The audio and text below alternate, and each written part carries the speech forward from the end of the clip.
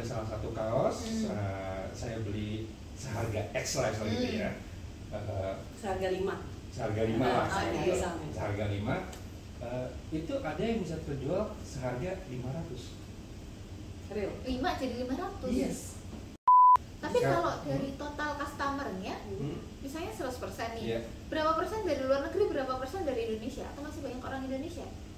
Kalau orang-orang yang pewaris, dia punya bisnisnya hancur, orang tuanya nopang. Oh iya. Oke, disuplai lagi nih, ayo bangkit gitu kan. Tapi untuk anak-anak yang perintis dan mungkin banyak yang lebih perintis, ketika mereka buka bisnis karena nggak mudah dan dia hancur, gimana caranya supaya bisa bertahan terus?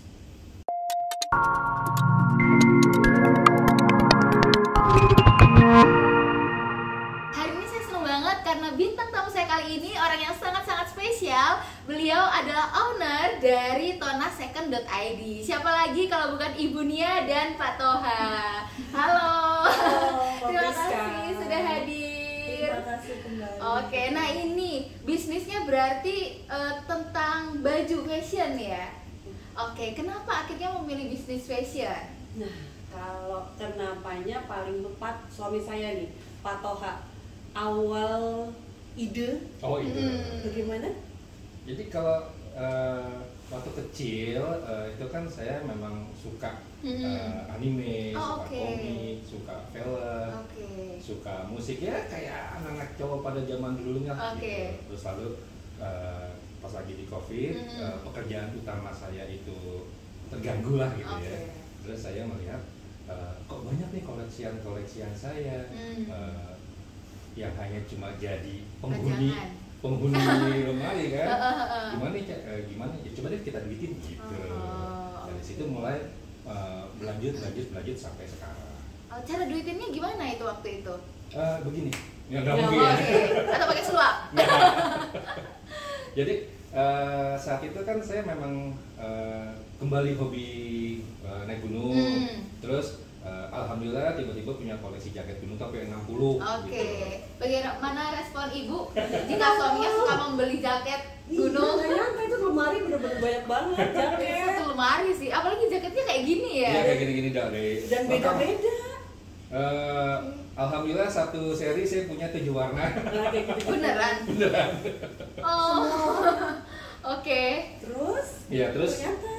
Dan ternyata saya coba tawarin teman saudara. Oh mereka kok tertarik ya gitu. Mulailah hilang atu. Stok habis dong gitu. Stok habis tapi kan saya tetap harus muter. Nah, mulailah kembali ngobrol dengan para komunitas yang sudah duluan. Di bisnis fashion. Ngomongnya bukan fashion sih kalau saya ngomongnya. Apa? Bisnis thrift lah. Oh, bisnis thrift. Oke. Karena sebenarnya thrift itu kan tidak hanya tentang fashion. Betul. Awalnya juga saya dari jaket gunung, habis itu saya merambah ke sweater, hoodie, sampai saat ini lebih fokus ke kaos vintage. Gitu. Berarti ini juga salah satu koleksinya yang telah terjual, disisakan satu atau ini beli baru lagi? Enggak. Enggak. Ini sisa yang belum laku. Dari berapa tuh? 6 tahun yang lalu. Menginjak tahun ke-6. Ya. Oke. Nah, berarti ini suka naik gunung kemana aja? Ini kan jaket gunung ya? Iya betul. 6 tahun yang lalu. 6 tahun yang lalu. Kalau sekarang mungkin kalau naik gunung udah agak susah gitu kan ya. Oke. Pawangnya. Kenapa? Ini ada pawangnya. Kenapa nggak dibawa berdua? Nanti Bunia yang Ya. ngomong. Saya sudah coba itu Mbak. Berarti kurang rayuannya. Mungkin nanti Mbak bisa memberikan tips lah. Nah, Gimana masalahnya tadi? saya juga tidak melakukan hal itu. Tidak ada tipsnya ini. Nah itu. Oke. Kalau saya nanti bisa meyakinkan Mbak Priska bisa naik gunung, mungkin saya juga bisa meyakinkan Bunia naik gunung. Oh, kayaknya tidak mungkin. Oke. Nah, berarti sekarang udah 6 tahun udah nggak naik gunung lagi. Sudah tidak. Terus ganti hobi apa? Ganti hobinya? Iya. Kalau sekarang ya ini, ini tuh bagian dari hobi soalnya. Sama satu lagi saya memang lagi mencoba membangun yang lain, tapi itu obrolan yang lain lagi lah. Episode episode selanjutnya. Biar kalau kata dunia fokus. Betul. Tapi kalau orang mau sukses katanya harus fokus ya Bu ya. Nah ini kan berarti untuk thrift ya. Ini baju-baju berarti yang udah dari tahun lama banget. Dari tahun berapa? Kalau kita definisikan thrift itu sebenarnya tidak semuanya harus tahun lama, tapi yang penting second. Sudah pernah terpakai gitu ya. Kita ada koleksian itu dari tahun yang 80-an ada, dari yang hanya 1 tahun pun ada. Jadi nggak terlalu tergantung umurnya sih. Itu biasanya dari harga baru ke harga second itu jaraknya jauh nggak sih Pak? Kalau bisnis thrift itu? Kalau boleh saya kasih tips, Mbak Priska mulailah membeli barang second. Kenapa? Ya, kenapa? Misalkan gini, Mbak Priska beli baju baru seharga 500.000, bosen, jual deh. Mbak Priska jualnya berapa? Nggak pernah kepikiran, nggak pernah jual barang second Pak. Oh iya juga. Iya. Oke, jadi saya jawab aja deh. Biasanya sama mama langsung dikasih. Dikasih kan? Dikasih. Iya. Nah, kalau kita beli barang baru misalkan dari harga 500.000, terus kita bosan, atau ada kebutuhan gitu, kita jual pasti jadinya barang second, benar ya? Betul. Dan harganya pasti turun. Rata-rata itu 30-40% dari total pembelian. Gitu. Nah, tapi kalau kita belinya awalnya barang second, gitu kita jual lagi, tetap barang second. Nah, harganya tetap sama. Bisa tetap sama, bisa lebih tinggi. Contoh, ada salah satu kaos, saya beli seharga X lah gitu ya. Seharga 5 lah. Seharga 5. Itu ada yang bisa terjual seharga 500. Real? 5 jadi 500? Yes. Kok bisa? Nah, itu uniknya bisnis ini. Oke. Jadi karena yang kita itu sasarnya itu bukan lebih ke fungsi ya, lebih ke ikatan emosional, memori seperti yang kayak saya pakai ini. Buat orang ini band apa ini? New Kids on the Blocks. Kayaknya udah zaman lewat. Ini high banget. Tahun berapa itu bajunya? Ini tahun 89. Waduh, saya belum lahir. Oke. Mungkin kalau bapaknya nonton. Oke. Hati-hati Mbak. Kalau nonton minta kaosnya. Coba itu berapa? Saya lahir berarti hampir 20 tahun setelah kaos itu terbit. Berapa? 80 kan? Iya. 89. Ini 89. Oke. Ini 80. Saya pikir 80. Ini 80. Mungkin memang agak susah teringat memori Mbak Priska ya kali ya. Gitu. Nah, yang begini-begini yang harganya itu bisa bukan melonjak ya, berkali-kali lipat. Tidak semuanya, tapi itu salah satu keuntungannya bermain second. Gitu. Berarti kalau second ini harus tahu ataupun bisa nyari orang yang ngejual barangnya lebih murah gitu ya. Karena kan kalau gini kan maksudnya misalnya Pak Toha punya koleksi misalnya cuma 50. 50 kejual kan tentu harus cari yang baru. Betul. Gitu. Nyari yang baru tentu dia harus nggak bisa ngasih harga yang terlalu tinggi karena ini akan dijual kembali. Ya, betul nggak? Betul. Iya kan. Oke, nah biasanya nyari orang-orangnya itu di mana?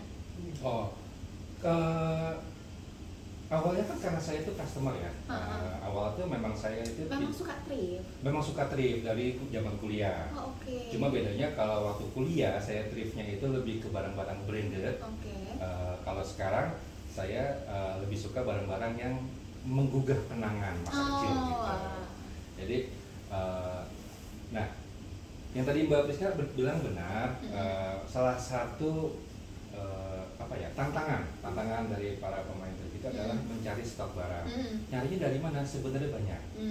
Kalau karena kita itu basicnya itu bisnisnya itu customer, kadang itu orang yang beli barang dari kita, dia juga punya koleksi, dia nawarin. Tolong jualin dong gitu. Bisa tolong jualin atau justru minta saya beli gitu. Misalkan Om, gue punya ini nih banyak kaos Harley yang ini udah nggak muat atau yang ini gini mau nggak diambil gitu. Dari situ saya jadi coba lihat barangnya gimana. Saya cek, oh kayaknya ini potensial nih dan harganya juga masih bisa diolah lah misalnya gitu. Bisa ambil kayak gitu. Atau dari marketplace di Indonesia yang memang salah satunya kalau boleh saya sebut boleh nggak? Boleh. Kayak Carousel gitu. Itu saya sering dapat barang bagus, saya suka dan secara insting saya itu bisa bernilai tinggi di Carousel. Jadi waktu beli barang itu belum tentu harus ada penjualnya dulu ya. Jadi disimpan di kita, baru kita olah supaya nanti baru dicarikan pembeli dulu malah. Nah, dipakai dulu. Iya. Ya itu. Oke. Yang tadi saya bilang uniknya bisnis customer to customer.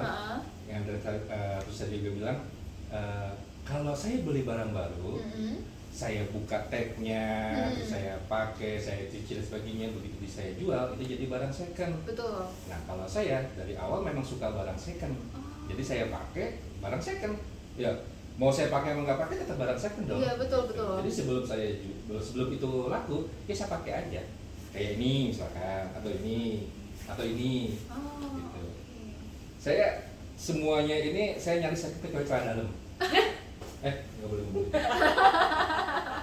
Nah kalau itu beneran soalnya celana dalam saya baru. Iya. Kalau second juga sangat hebat sekali ya.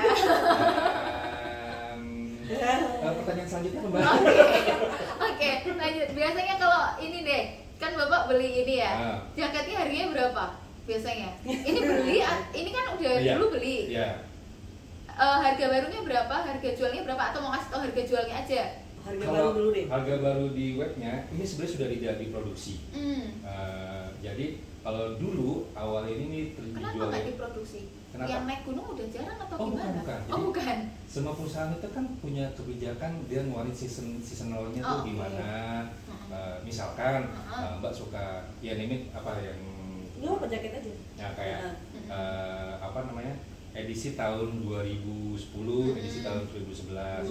Nah ini tuh seingat saya ini 2012 jaket ini. Sekarang tahun berapa? 2015. Pasti sudah ada model baru, sudah ada baru gitu-gitu. Waktu itu di webnya ini tuh dari Korea. Ya, ini hanya dijual di Korea awalnya. Jadi di Indonesia tidak ada. Berarti tempat yang ngasih saya beasiswa ya? Iya. Oke, lanjut. Itu tuh di webnya mungkin tuh harganya tuh dulu itu 1,5an. Ini saya beli di Indonesia dalam keadaan second. Itu seharga berapa waktu itu ya? 450.000 lah kalau nggak salah. Jauh ya? Seperti biasa dia bilang, sepertiganya. Sepertiga nggak nyampe? Nah, saya jualnya lagi harga sejuta.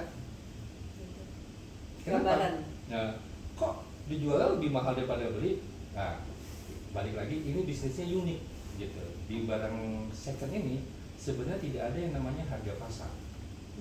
Kalau kita jualan barang baru itu ada harga pasar lah ya gitu ya. HPP berapa gitu. Kalau di barang second tidak ada. Lebih ke harga ikhlas. Iya benar. Harga kolektor. Harga kolektor. Ada yang apa? Kalau ada yang mau beli ini sejuta ya silakan. Nggak ada yang mau beli ya turunin lagi, misalnya gitu. Kita pakai lagi. Atau nggak saya pakai. Yang penting tidak lebih turun daripada harga belinya dulu ya. Banyak juga kok yang saya jual dengan harga di bawah itu karena salah satunya kesalahan saya. Contoh kesalahan saya adalah tidak menuruti kata istri. Bukan. Itu benar. Ada lagi yang lebih penting. Apalagi ini yang lebih penting. Karena saya tergiur pasar orang lain. Maksudnya gini, kadang yang namanya juga laki-laki ya sering hilaf gitu ya, melihat. Sering-sering. Iya. Melihat. Itu tadi ya. Jadi saya melihat, pasar orang lain cukup menarik ya, dia jualan buat baju anak, baju remaja, yang size kecil yang tidak bisa saya pakai. Akhirnya tertarik dong saya mulailah coba ambil itu stoknya. Mungkin ada 100-200 pieces lah gitu. Yang alhamdulillah sampai sekarang masuk tuh. Ternyata jarang ya yang buat anak-anak yang Nah, itu saya pelajari lagi. Saya kembali lagi kan saya analisis kenapa kok ini kok susah keluar, susah laku gitu. Saya lihat, oke. Saya itu kan menjual kenangan. Kenangan itu artinya yang sekarang orang-orang pakai itu udah tua. Orang tua itu badannya besar-besar. Gitu. Jadi saya punya kayak kaos Mr. Bean atau kaos Sailor Moon atau Elmo Stanley Street. Jadi di zaman dulu pun ukuran kaos L itu kecil, gitu. Terus begitu saya tawarkan sama orang, wah saya dulu punya kenangan apa gitu-gitu. Begitu tawarin ukuran gini nggak muat. Jadi kalau kayak gini harus belinya yang gede-gede berarti. Fokus ke target pasar. Pertama lebih fokus ke diri saya. Saya sekarang sering mengingatkan dan diingatkan sama istri kalau kita itu awal bisnis itu adalah customer to customer. Artinya sekarang saya beli itu hanya yang bisa saya pakai atau istri saya pakai. Kalau enggak, ntar saya kesel sendiri ngelihat lemari banyak gitu. Sebenarnya saya suka-suka, tapi saya nggak bisa pakai. Sayang. Gitu. Udahlah, yang 600-an itu udahlah, biarkanlah. Itu dulu belinya berapa duit itu koleksinya baju-baju anak? Nah ya, silakanlah. Lumayan banget. Dia lebih ngerti kalau soal bidang karena pada awalnya itu pun saya pas lagi mulai ini niat dijadikan bisnis, saya mencari investor. Investornya adalah? Jadi dia tahu modalnya. Maksudnya bagian pembukuan. Oke. Gitu. Berarti tapi itu bener loh kemarin kok Calvin tahu ya? Iya. Oh iya. Nah kan waktu awal kau Calvin Boplo itu kan dia pinjam atau apa investasinya kan dari istrinya, mertuanya, IMF katanya. Ibu, mertua, family. Istri, mertua, family. Yes. Oh, berarti saya sudah itu baru isi. Enggak waktu itu pacar. Oh iya. Itu kan belum nikah kita. Tapi pacar udah mau modalin. Karena waktu dia awal dia kan laporan tuh, terus saya bingung modal 5 bisa jadi 500 gitu. Menggiurkan nih, daripada uang diem aja, bingung waktu itu saya mau bisnis apa. Zaman Covid lagi lockdown kan gitu. Ini bisnisnya bukan. Pandemi maksudnya masih jadi pacar? Berarti mereknya baru. Baru 2 minggu. Baru 2 minggu. Baru 2,5 tahun. Oke. Gitu, terus bingung mau bisnis apa. Lalu dia cerita gini-gini, ini sangat buat saya ya, buat cewek. Hitung-hitungannya kok aneh. Lebih ke aneh, bukan untung banget. Terus pas dia propose, saya mau rencana begini. Kemarin saya menjalani ini berapa lama? 3 bulan ya? 3 bulan, marginnya lumayan. Lumayan tuh berapa persen? Bisa 1000%. Oh iya? Yes. Gitu makanya gitu ya gitu. Nah pas saya lagi ada dana, saya kasih, tapi syaratnya partnership. Saham. Supaya saya juga belajar. Bukan ke saham sih. Partnershipnya kemana nih? Kan biasanya kalau kerjasama kan tetap harus ada dari awal udah jelas ya, betul. Karena kan uang itu peka ya, betul. menurut saya gitu. Betul banget. Bisa merusak hubungan. Semuanya. Gitu. Nah, kalau dulu partnershipnya apa ini? Lebih ke pembagian tugas. Jadi pas awal-awal itu saya juga baru tahu ternyata ada bentuk bisnis seperti ini yang saya suka ternyata jalaninnya dan kebetulan ada resourcesnya gitu.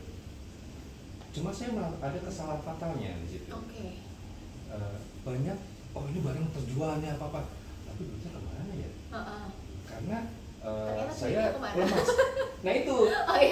Ternyata duitnya ke barang lagi sebenarnya. Atau kepake sendiri. Jadi belum belajar memisahkan. Terus habis itu secara pembukaan juga jelek, cash flow secara jelek lah gitu.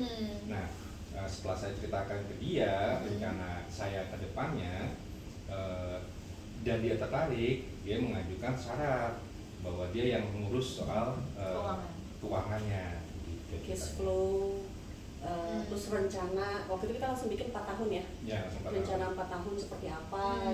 Yang paling ini adalah rencana pengembalian modal. Rencana pengembalian modal, terus saling percaya. Misalnya dia kan dia yang kenal, kalau di dunia thrift itu kuncinya adalah modalnya adalah knowledge.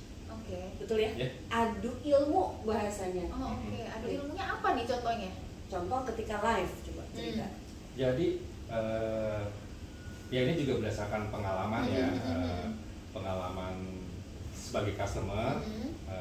Saya cukup tahu mana barang yang kira-kira bisa bernilai lebih tinggi daripada saya beli gitu. Dan tidak semua orang itu tahu gitu. Atau saya suka riset, kira-kira apa namanya, tahun depan itu yang bakal high itu apa di bidang kami gitu.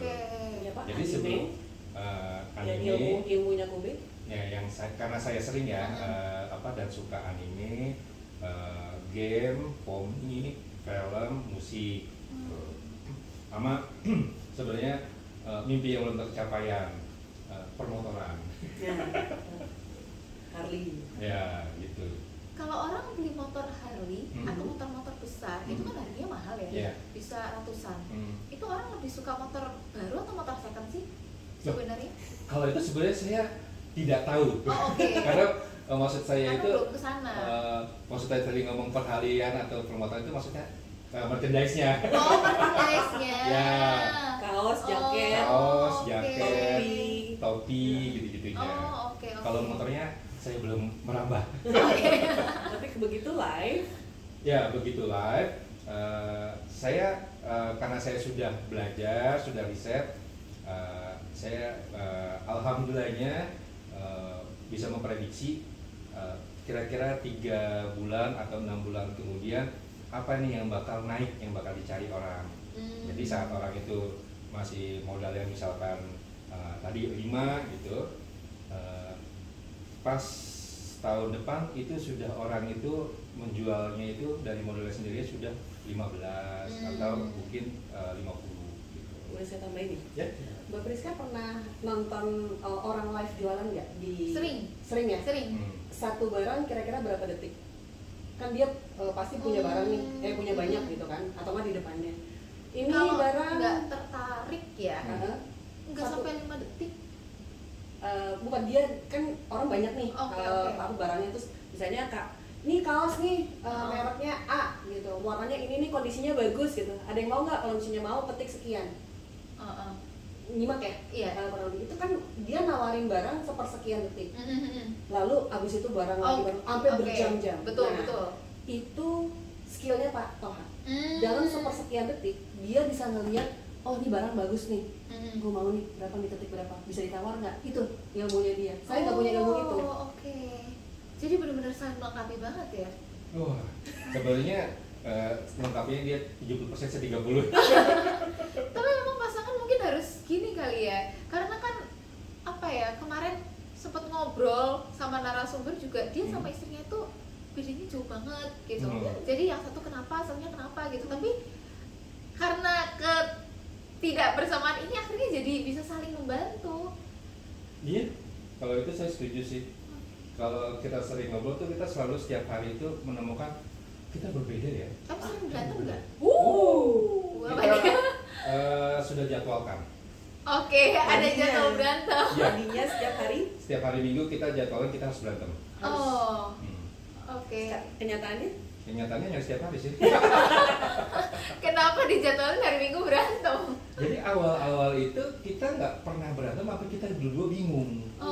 Mungkin itu kan ya namanya rentang waktu, kan ada namanya bulan madu lah gitu ya. Semuanya serba indah, semuanya serba dilihat baiknya aja, semua yang dirasain manisnya doang. Dan permisif. nggak berani ngomong, nggak berani ngutarain. Tapi ngomong kita ngomongin masalah pernikahan atau bisnis gitu ya? Apa episode selanjutnya lagi? Oh iya, benar. Ini menarik banget ini ceritanya soalnya. Oke. Ya berarti terus nih. Iya. Tahun pertama pernikahan kita sama sekali tidak pernah berantem. Apa kita berpikir kok ini nggak bagus buat kita berdua?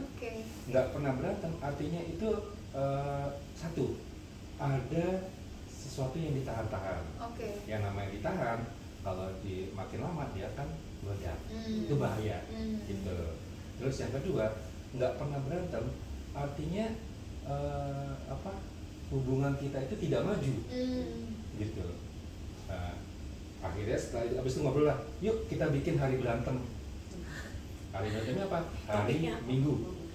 Topiknya apa? Topiknya kita review seminggu sebelumnya. Kita berdua gimana, ada yang kamu suka, ada yang kamu tidak suka, apa yang kamu inginkan, apa yang kamu tidak inginkan dari pasangan, gitu-gitulah. Segala macam di hari Minggu itu. Ada rules-nya. Ada rules-nya. Yang pertama, silakan. Berdoa. Maksudnya sebelum diskusi berdoa dulu. Wow. Berdoa. Yang kedua, ngomong gantian. Nggak boleh dipotong, nggak boleh disela. Yang ketiga, apapun omongan kamu saya jawab. Setelah saya jawab, habis itu kamu boleh tanggapin. Pokoknya sampai selesai. Tapi tidak boleh diputus waktu ada yang salah satu ngomong. Harus gantian ngomong. Ya, alhamdulillah itu berjalan dengan lancar sampai dari harusnya seminggu sekali, jadi sekarang tiap hari. Ya seminggu 2-3 kali lah. Tapi memang hal yang baik perlu diduplikat. Asal jangan setiap hari. Ya, tapi banyak latihannya sih. Wah, apa nongging-nongging? Seru. Bentar, saya tanya lagi. Jadi kita ngomongin Oke, saya juga belajar. Kebetulan saya juga sedang mencari jodoh. Sudah ada? Belum. Iya, jadi banyak. Belum, nanti. Tapi kan saya punya impian gitu. Ketika saya menikah, saya itu pengen punya bisnis yang bisa dijalankan bersama pasangan. Cocok. Gitu. Jadi betul saya punya bisnis, tapi kan kadang-kadang kalau kita punya pasangan itu belum tentu pasangan kita akan cocok dengan bisnis kita kan. Gitu. Tapi makanya ini lagi belajar, ternyata cara bisa nyocokinnya kayak gitu. Berarti ada relate banget sama kita. Saya itu memilih untuk tidak memakai sesuatu yang bekas. Saya lebih baik awalnya sebelum kita lihat, saya lebih baik beli barang atau merek yang sesuai dengan budget saya. Tidak pernah memaksakan diri. Begitu kenal dia, banyak diedukasi terkait, walaupun kita nggak ke arah sana ya, terkait fast fashion, terkait apa yang tidak perlu pusing sama isu dunia, tapi apa yang bisa kita lakukan gitu. Akhirnya mau pertama tergerak yang tadi kan, karena kita kan jualannya jualan emosi ya, kebutuhan emosional. Akhirnya saya ke arah second gitu, walaupun kalau perubahan itu kan apalagi di usia udah bukan tua, tapi kita sudah menua. Ada ujar-ujar orang Ambon. Bambu sutua ero susah. Jadi kalau semakin tua untuk kita merubah sesuatu itu susah. Jadi saya pelan-pelan. Pertama jaket. Karena kan mulai saya ajak jalan-jalan gitu. Terus habis itu hoodie. Habis itu cool next. Sekarang kaos sudah mau. Tahun keberapa ya baru saya mau pakai kaos. Walaupun saya tahu ya bagaimana dia treat setiap kaos yang baru datang. Boleh cerita nggak? Lebih menarik tuh. Treat kaos bekas sampai di rumah. Emang ada cara khusus? Mau tahu itu? Boleh. Tapi saya jadi tertarik untuk barang-barang thrift sih. Oke, jadi latar belakangnya adalah banyak komentar negatif soal ngomong aja lah baju bekas gitu ya. Karena pertama bilangnya, baju bekas orang. Tapi kan orang nggak mungkin tahu kalau kita nggak ngomong. Misalnya saya nih, saya beli baju thrift. Ini begitu orang ngelihat NKOTB pasti tahu. Ini udah bolong-bolong, Mbak. Bolong-bolong, udah hancur-hancuran. Nah, sebagai satu sendiri. Boleh. Komentarnya kan gitu ya. Kok mau sih pakai baju bekas, bekas orang, keringat dan sebagainya. apa nggak geli, apa nggak penyakit. Saya balik lagi ngomong ke orang teman-teman saya gitu, suka jajan di luar, suka makan, makan. Bawa sendok garpu sendiri? Enggak mungkin. Enggak. Nah, sendok garpu itu bekas orang. Iya, bekas masuk ke mulut orang loh. Iya, kok masih mau makan pakai sendok garpu di restoran orang? Ya kan dicuci. Ya sama. Dicuci dulu. Iya. Jadi barang datang itu justru saya tergantung dari tingkat kondisinya ya. Oke. Semakin lama itu saya terhitungnya semakin berbeda. Rata-rata pertama itu yang datang itu saya kasih bahan kimia dulu untuk melunturkan endapan-endapan semuanya. Itu butuh 1 hari. Habis itu setelah itu saya baru cuci biasa, baru jemur gitu. Jadi barang yang dari saya sampai saat ini customer tidak pernah komplain, bahkan malah banyak yang memuji. Memujinya adalah, kok ini barang saya udah tahu nih ini barang second, tapi kok sampai ke saya itu masih baru. Bukan masih barunya ya, Pak ya, nyaman, wangi, terus banyak juga yang ngomong yang bilang kayak masih baru. Gitu. Meskipun tidak semuanya ya. Kita kirimnya keluar. Ya, padahal kita kirimnya keluar. Luar kota, luar negeri? Luar negeri. Banyak yang mereka memvalidasi tanpa dia harus menjelaskan bagaimana proses treatment barang. Sudah divalidasi sama mereka, oh ini good condition, perfect, like description, kayak gitu-gitu. Banyaknya dari luar negeri juga ya. Tapi kalau dari total customernya, misalnya 100% nih, berapa persen dari luar negeri, berapa persen dari Indonesia? Atau masih banyak orang Indonesia? Banyak orang Indonesia 20%. Berarti banyak orang luar negeri dong? Iya. Oh. Kalau kita memang sekarang bukannya menyampingkan, tapi memang kita lebih fokus keluar. Tapi orang luar negerinya tahu ini second. Dan memang e-commerce-nya? Justru e-commerce-nya memang barang second. Dan kita menjelaskan. Nama di Shopee-nya apa? Kalau sekarang ada Shopee lokal. Bukan, buat marketplace di luar. Sekarang kita pakai Grill. Kalau dulu sempat kita nyoba yang lain termasuk eBay, cuma nggak cocok lah buat bisnis kita yang ini.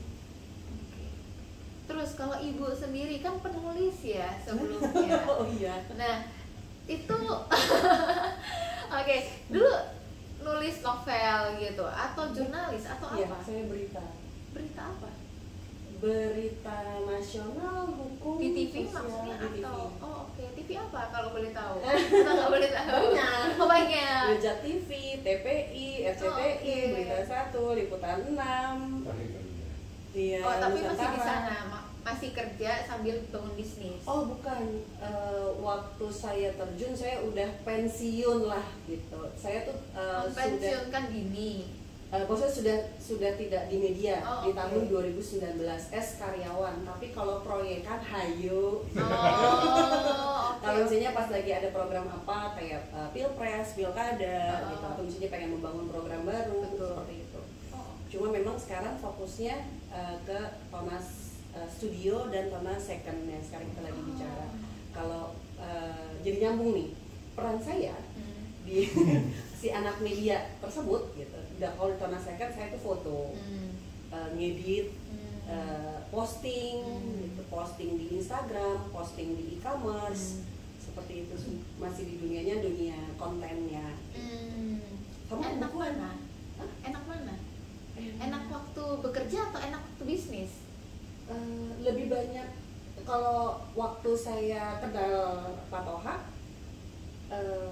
belasan tahun saya di media, saya justru begitu keluar baru sadar kalau saya tuh cupet. Pengetahuan pasti luas gitu, tapi praktiknya, ini gimana ya? Ini gimana ya? Begitu ketemu Pak Toha yang dunianya dia dunia event, dunia proyek-proyek seperti itu. Oh begini ya.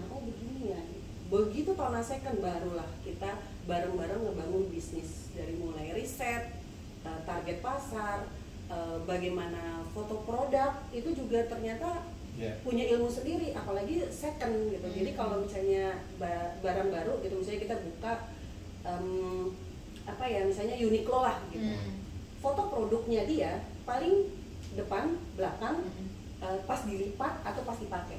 Tapi kalau second bisa 15 foto. Harus detail. Gitu, misalnya print track, bagaimana di mana print tracknya. Terus misalnya distressnya di bagian mana, di leher. Kayak gitu. Misalnya bolong. Kemudian jaket, wah jaket bisa puluhan foto produk. Gitu. Jadi memposisikan kebutuhan customer pada saat kita mau beli, kan ini keren sih gitu. Cuman kondisinya gimana? Ada yang bolong nggak? Ada yang robek nggak? Ada yang noda nggak? Ada yang ini ya.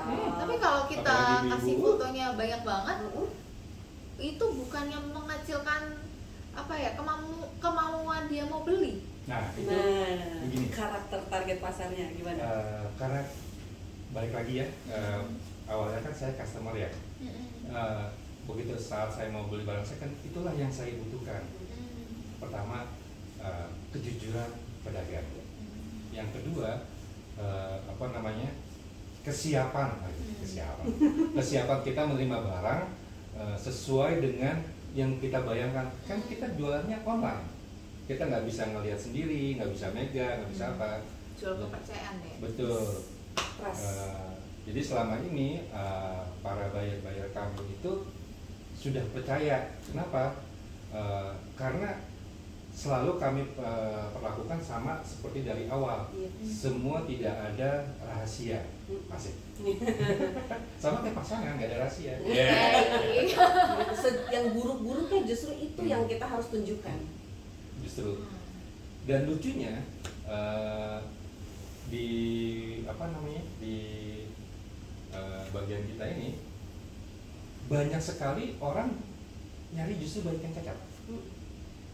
Kok gitu? Bukan yang lain.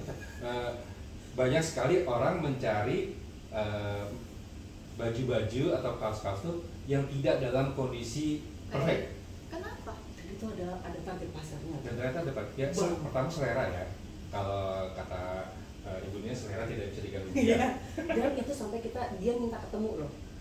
Untuk melihat tuh barang, saking dia nggak percaya itu barang ada dan asli. Itu yang mana ya? Plastik. Oh iya, jadi ada. Pernah dengar nggak anime plastik? Saya juga nggak tahu. Lanjut. Itu karena ilmunya dia. Ya, jadi ada calon buyer lah yang sekarang jadi teman. Ini serunya lagi.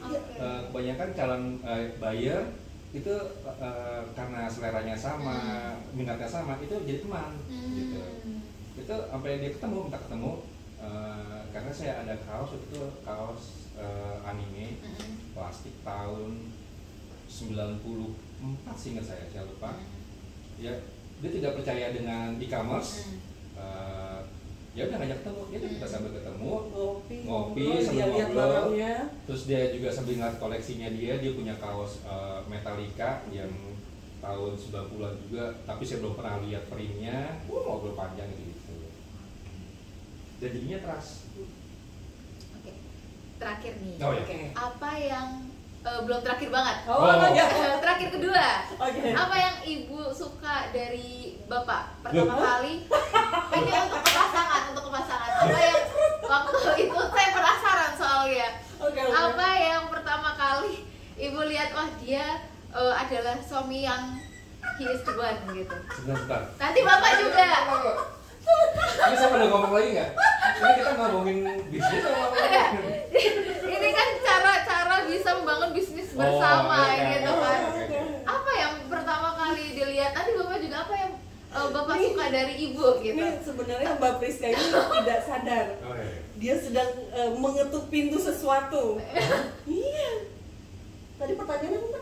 Apa yang pertama kali dilihat akhirnya yakin, oke, he is the one yang ini pasangan yang bagus untuk saya nikahin gitu. Are you ready the truth? Nah, itu dulu. Are you ready? Oh iya. Beliau adalah duda tinggal mati. Oh. Oke. Gitu. Jadi dari situ dengar cerita secara utuh, wah, kalau bahasa orang Ambon, sayang amat buat orang, mending buat gua. Gitu. Oke. Jangan nangis, Pak. Saya selalu terharu kalau mendengar ini. Oke, terus apa yang Bapak suka dari Ibu? Wah, semuanya. Memang laki-laki banyak global. Bukan, itu jawaban aman sebenarnya. Oh iya, oke. Ini yang terakhir banget nih. Apa pesan terakhir untuk anak-anak muda yang sekarang itu sedang berjuang? Karena kan bisnis itu nggak mudah ya, nggak semudah itu. Dan nggak semua orang yang punya bisnis itu modalnya gede gitu. Kalau orang-orang yang pewaris, dia punya bisnisnya hancur, orang tuanya nopang. Oke, disuplai lagi nih, ayo bangkit gitu kan. Tapi untuk anak-anak yang perintis dan mungkin banyak yang lebih perintis, ketika mereka buka bisnis karena nggak mudah dan dia hancur, gimana caranya supaya bisa bertahan terus? Gimana caranya bisa bertahan ya, terus? Mungkin ada motivasi untuk anak-anak muda yang ngeliat ini. Yang pertama saya mau bilang, ini bukan pesan terakhir karena saya masih mau hidup. Maksudnya pertanyaan terakhir. Oke, pertanyaan terakhir Bapak. Ya, yang kedua, jadi tadi pertanyaannya itu bagaimana bertahan? Iya, motivasi untuk anak-anak muda, iya, supaya mereka bisa bisnis. Bertahan walaupun di saat krisis gitu. Untuk tetap bertahan bisnisnya. Untuk yang sudah mulai usaha, terus kesulitan usaha, terus kayak merasa susah bertahan, percayalah, yakini kalau kalian, kita semua itu orang hebat. Kenapa? Paling tidak kita sudah berjalan. Karena banyak sekali orang-orang itu hanya rencana dan akhirnya tidak jadi apa-apa. Kalau tidak dijalankan, sudah pasti gagal. Kalau dijalankan, ada kemungkinan gagal, ada kemungkinan berhasil. Dan kalaupun dijalankan gagal, alhamdulillah. Oh iya. Kenapa? Karena gagalnya lebih cepat. Iya, gagal lebih cepat itu lebih bagus daripada tidak pernah gagal sama sekali. Asik. Ibu, mungkin kalau saya, kalau pada saat jatuh, coba boleh terpuruk, berikan waktu untuk terpuruk, tapi setelah itu berikan waktumu untuk ketemu orang, bahwa ternyata di luar sana banyak orang yang berjuang dan banyak orang yang jatuh, dan saya lebih membuka diri. Ini dari pengalaman pribadi ya. Ternyata begitu ketemu sama orang, ngobrol, dia pernah gitu juga ya, dia pernah hancur juga ya, dia pernah ini gitu. Jadi semangatnya ditambahkan dari luar. Jangan cepet gitu. Saya udah puluhan tahun cepet, saya bersyukur 6 tahun ini berusaha untuk membuka diri. Jadi mudah-mudahan kedepannya juga kita juga masih terus berjuang ya.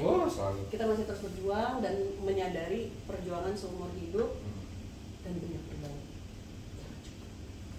Karena pergaulan penting. Pergaulan penting dan membuka mata. Ternyata semua orang sama-sama berjuang, sama-sama berdarah. Gitu. Alangkah indahnya berdarah tapi bergandengan. Gitu. Nggak belepetan. Oke, baik, terima kasih atas sharingnya. Saya yakin ini sangat-sangat seru. Mungkin di sini kita ngobrolin soal rencana pernikahan. Waduh.